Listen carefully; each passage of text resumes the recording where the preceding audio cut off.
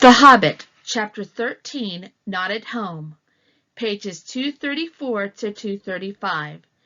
In the meanwhile, the dwarfs sat in darkness, and utter silence fell about them. Little they ate, and little they spoke. They could not count the passing of time, and they scarcely dared to move, for the whisper of their voices echoed and rustled in the tunnel. If they dozed, they woke still to darkness, and to silence going on unbroken. At last, after days and days of waiting, as it seemed, when they were becoming choked and dazed for want of air, they could bear it no longer. They would almost have welcomed sounds from below of the dragon's return. In the silence they feared some cunning devilry of his, but they could not sit there forever. Thorin spoke. "Let us try the door," he said. "I must feel the wind on my face soon or die. I think I would rather be smashed by Smaug in the open than suffocate in here." So several of the dwarfs got up and groped back to where the door had been. But they found that the upper end of the tunnel had been shattered and blocked with broken rock. Neither key nor the magic it had once obeyed would ever open that door again. "We are trapped," they groaned. "This is the end. We shall die here." But somehow, just when the dwarfs were most despairing, Bilbo felt a strange lightening of the heart, as if a heavy weight had gone from under his waistcoat. "Come, come," he said. "While there's life, there's hope, as my father used to say, and third time pays for all. I am going down the tunnel once again. I have been that way twice, when I knew there was a dragon at the other end, so I will risk a third visit when I am no longer sure. Anyway, the only way out is down, and I think this time you had better all come with me."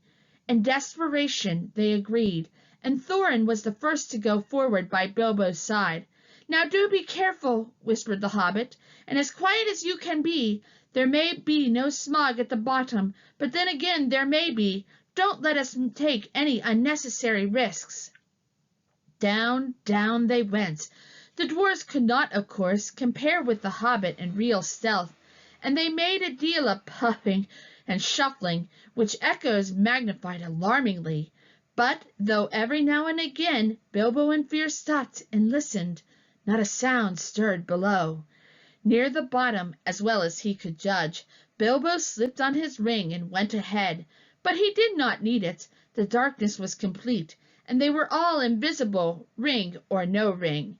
In fact, so black was it that the hobbit came to the opening unexpectedly, put his hand on air, stumbled forward, and rolled headlong into the hall. There he lay face downwards on the floor, and did not dare to get up, or hardly even to breathe. But nothing moved.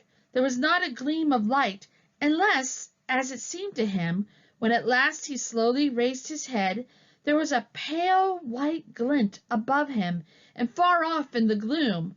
But certainly it was not a spark of dragon fire, though the worm's stench was heavy in the place, and the taste of vapor was on his tongue. At length Mr. Baggins could bear it no longer.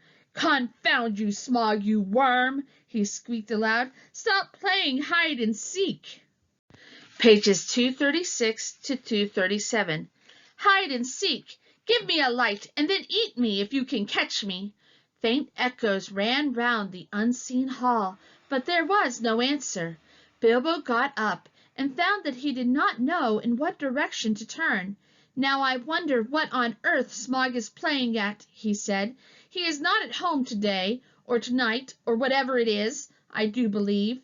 If Oin and Gloin have not lost their tinder boxes, perhaps we can make a little light, and have a look round before the luck turns."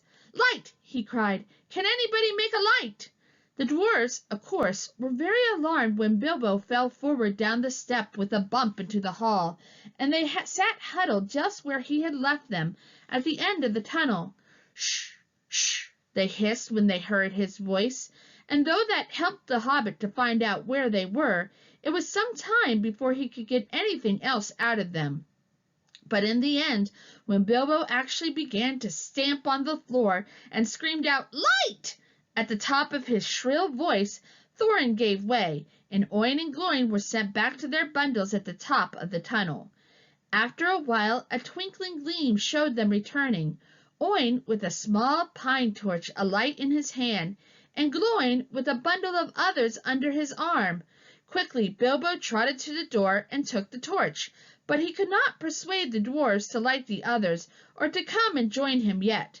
As Thorin carefully explained, Mr. Baggins was still officially their expert burglar and investigator. If he liked to risk a light, that was his affair. They would wait in the tunnel for his report. So they sat near the door and watched. They saw the little dark shape of the hobbit start across the floor, holding his tiny light aloft. Every now and again, while he was still near enough, they caught a glint and a tinkle as he stumbled on some golden thing. The light grew smaller as he wandered away into the vast hall.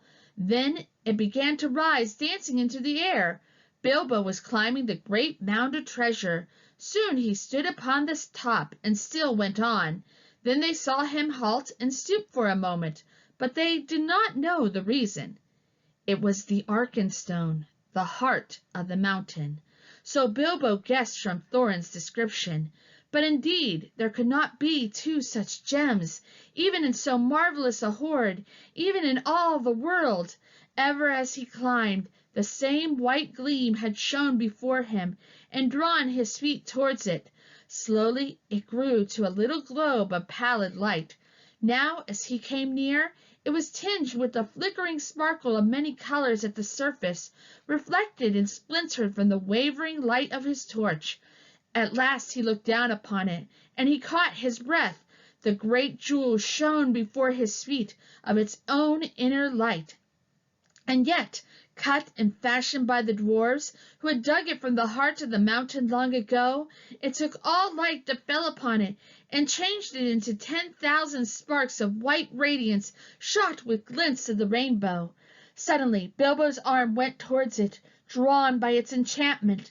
His small hand would not close about it, for it was a large and heavy gem, but he lifted it, shut his eyes, and put it into his deepest pocket. Now I am a burglar indeed, thought he, but I suppose I must tell the dwarfs about it sometime.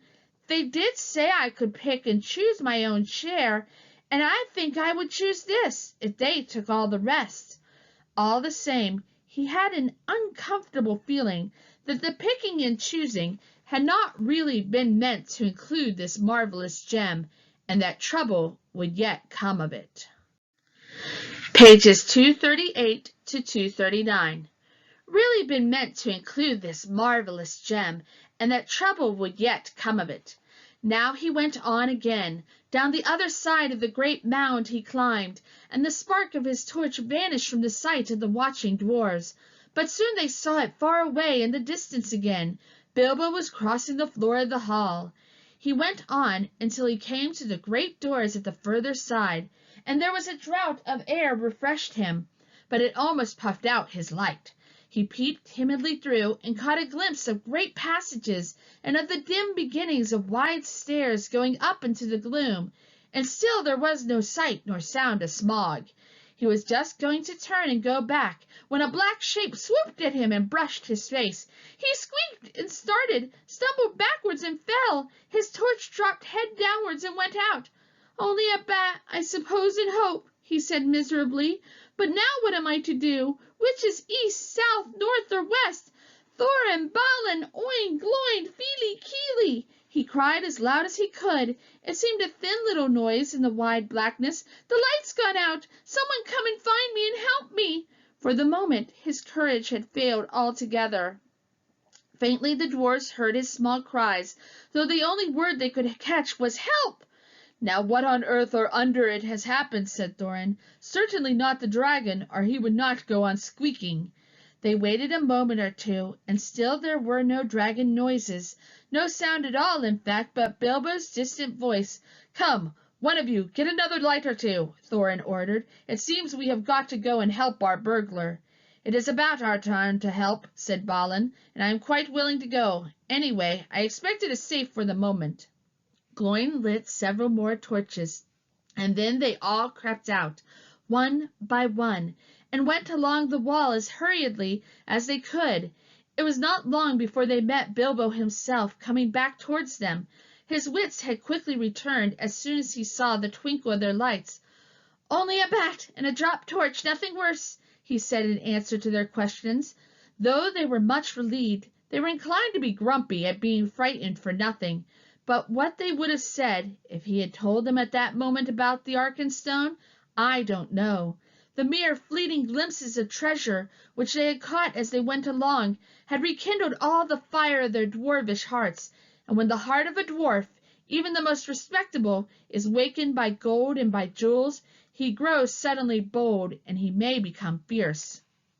The dwarfs, indeed, no longer needed any urging. All were now eager to explore the hall while they had the chance, and willing to believe that, for the present, Smog was away from home. Each now gripped a lighted torch, and as they gazed first on one side and then on another, they forgot fear and even caution. They spoke aloud and cried out to one another as they lifted old treasures from the mound or from the wall and held them in the light, caressing and fingering them. Feely and Keely were almost in merry mood, and finding still hanging there many golden harps strung with silver, they took them and struck them, and being magical, and also untouched by the dragon, who had small interest in music, they were still in tune. The dark hall was filled with a melody that had long been silent, but most of the dwarfs were more practical. They gathered gems and stuffed their pockets, and let what they could not carry fall back through their fingers with a sigh. Thorin was not least among these, but always he searched from side to side for something which he could not find. Pages 240 to 241. Searched from side to side for something which he could not find. It was the Arkenstone, but he spoke of it yet to no one. Now the dwarfs took down mail and weapons from the walls and armed themselves. Royal indeed did Thorin look, clad in a coat of gold-plated rings, with a silver-hafted axe and a belt crusted with scarlet stones. "Mr. Baggins," he cried, "here is the first payment of your reward. Cast off your old coat and put on this." With that he put on Bilbo a small coat of mail, wrought for some young elf prince long ago. It was of silver steel, which the elves call mithril, and with it went a belt of pearls and crystals. A light helm of figured leather, strengthened beneath with hoops of steel, and studded about the brim with white gems, was set upon the hobbit's head. "I feel magnificent," he thought, "but I expect I look rather absurd. How they would laugh on the hill at home! Still, I wish there was a looking-glass handy." All the same, Mr. Baggins kept his head more clear of the bewitchment of the hoard than the dwarfs did. Long before the dwarfs were tired of examining the treasures, he became weary of it and sat down on the floor, and he began to wonder nervously what the end of it all would be. "I would give a good many of these precious goblets," he thought, "for a drink of something cheering out of one of Bjorn's wooden bowls." "Thorin," he cried aloud, "what next? We are armed. What good has any armor ever been before against Smog the Dreadful? This treasure is not yet won back. We are not looking for gold yet, but for a way of escape, and we have tempted luck too long." "You speak the truth," answered Thorin, recovering his wits. "Let us go. I will guide you. Not in 1,000 years should I forget the ways of this place." Then he hailed the others, and they gathered together, and holding their torches above their heads, they passed through the gaping doors, not without many a backward glance of longing. Their glittering mail they had covered again with their old cloaks, and their bright helms with their tattered hoods, and one by one they walked behind Thorin, a line of little lights in the darkness that halted often, listening in fear once more for any rumor of the dragon's coming.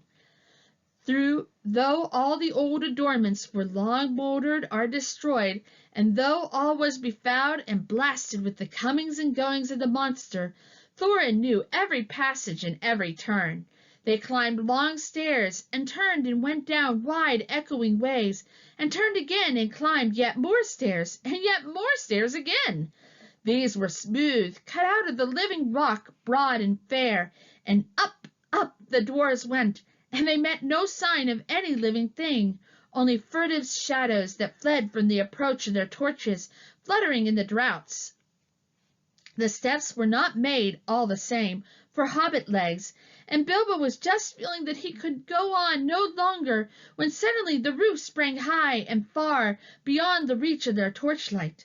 A white glimmer could be seen coming through some opening far above, and the air smelled sweeter.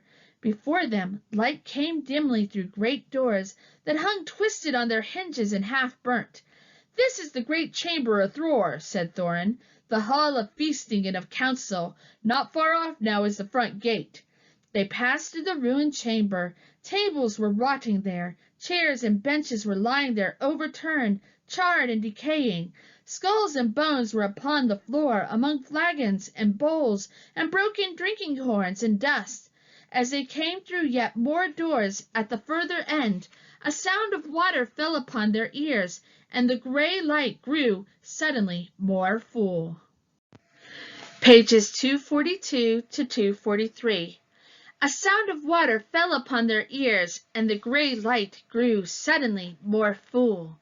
"There is the birth of the running river," said Thorin. "From here it hastens to the gate. Let us follow it." Out of a dark opening in a wall of rock there issued a boiling water, and it flowed swirling in a narrow channel, carved and made straight and deep by the cunning of ancient hands. Beside it ran a stone-paved road, wide enough for many men abreast. Swiftly along this they ran, and round a wide-sweeping turn, and behold, before them stood the broad light of day. In front there rose a tall arch, still showing the fragments of old carven work within, worn and splintered and blackened though it was. A misty sun sent its pale light between the arms of the mountain, and beams of gold fell on the pavement at the threshold. A whirl of bats frightened them from slumber. By their smoking torches flurried over them. As they sprang forward, their feet slithered on stones rubbed smooth and slimed by the passing of the dragon. Now before them the water fell noisily outward and foamed down towards the valley. They flung their pale torches to the ground and stood gazing out with dazzled eyes. They were come to the front gate and were looking out upon Dale. "Well," said Bilbo, "I never expected to be looking out of this door, and I never expected to be so pleased to see the sun again and to feel the wind on my face. But, ow! This wind is cold." It was. A bitter easterly breeze blew with a threat of oncoming winter. It swirled over and round the arms of the mountain into the valley and sighed among the rocks. After their long time in the stewing depths of the dragon-haunted caverns, they shivered in the sun. Suddenly Bilbo realized that he was not only tired, but also very hungry indeed. "It seems to be late morning," he said, "and so I suppose it is more or less breakfast time, if there is any breakfast to have. But I don't feel that Smaug's front doorstep is the safest place for a meal. Do let's go somewhere where we can sit quiet for a bit." "Quite right," said Balin, "and I think I know which way we should go. We ought to make for the old lookout post at the southwest corner of the mountain." "How far is that?" asked the Hobbit. 5 hours' march, I should think. It will be rough going. The road from the gate along the left edge of the stream seems all broken up. But look down there! The river loops suddenly east across Dale in front of the ruined town. At that point there was once a bridge, leading to steep stairs that climbed up the right bank, and so to a road running towards Raven Hill. There is, or was, a path that left the road and climbed up to the post. A hard climb, too, even if the old steps are still there." "Dear me," grumbled the Hobbit, "more walking and more climbing without breakfast. I wonder how many breakfasts and other meals we have missed inside that nasty, clockless, timeless hole." As a matter of fact, 2 nights and the day between had gone by, and not altogether without food, since the dragon smashed the magic door. But Bilbo had quite lost count, and it might have been 1 night or a week of nights for all he could tell. "Come, come," said Thorin, laughing. His spirits had begun to rise again, and he rattled the precious stones in his pockets. "Don't call my palace a nasty hole. You wait till it has been cleaned and redecorated." "That won't be till Smaug's dead," said Bilbo glumly. "In the meanwhile, where is he? I would give a good breakfast to know." Pages 244 to 245. "No, I hope he is not up on the mountain looking down at us." That idea disturbed the dwarfs mightily, and they quickly decided that Bilbo and Balin were right. "We must move away from here," said Dorry. "I feel as if his eyes were on the back of my head." "It's a cold, lonesome place," said Bomber. "There may be drink, but I see no sign of food. A dragon would always be hungry in such parts." Come on," cried the others. "Let us follow Balin's path." Under the rocky wall to the right there was no path, so on they trudged among the stones on the left side of the river, and the emptiness and desolation soon sobered even Thorin again. The bridge that Balin had spoken of they found long fallen, and most of its stones were now only boulders in the shallow, noisy stream. But they forded the water without much difficulty, and found the ancient steps, and climbed the high bank. After going a short way they struck the old road, and before long came to a deep dell sheltered among the rocks. There they rested for a while, and had such a breakfast as they could, chiefly cram and water. If you want to know what cram is, I can only say that I don't know the recipe, but it is biscuitish, keeps good indefinitely, is supposed to be sustaining, and is certainly not entertaining, being in fact very uninteresting, except as a chewing exercise. It was made by the lake men for long journeys. After that they went on again, and now the road struck westwards and left the river, and the great shoulder of the south-pointing mountain spur drew ever nearer. At length they reached the hill path. It scrambled steeply up, and they plodded slowly one behind the other, till at last, in the late afternoon, they came to the top of the ridge, and saw the wintry sun going downwards to the west. Here they found a flat place without a wall on three sides, but back to the north by a rocky face in which there was an opening like a door. From that door there was a wide view, east and south and west. "Here," said Balin, "in the old days we used always to keep watchmen, and that door behind leads into a rock-hewn chamber that was made here as a guard-room. There were several places like it round the mountain, but there seemed small need for watching in the days of our prosperity, and the guards were made over-comfortable perhaps. Otherwise we might have had longer warning of the coming of the dragon, and things might have been different. Still, here we can now lie hid and sheltered for a while, and we can see much without being seen." "Not much use if we have been seen coming here," said Dorry, who was always looking up towards the mountain peak, as if he expected to see Smog perched there like a bird on a steeple. "We must take our chance of that," said Thorin. "We can go no further today." "Here, here!" cried Bilbo, and flung himself on the ground.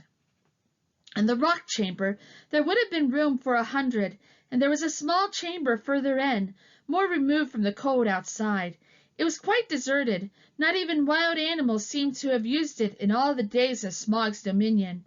There they laid their burdens, and some threw themselves down at once and slept, but the others sat near the outer door and discussed their plans. In all their talk they came perpetually back to one thing. Where was Smog? They looked west, and there was nothing, and east, there was nothing, and in the south there was no sign of the dragon, but there was a gathering of very many birds. Page 246. There was a gathering of very many birds. At that they gazed and wondered, but they were no nearer understanding it when the first cold stars came out.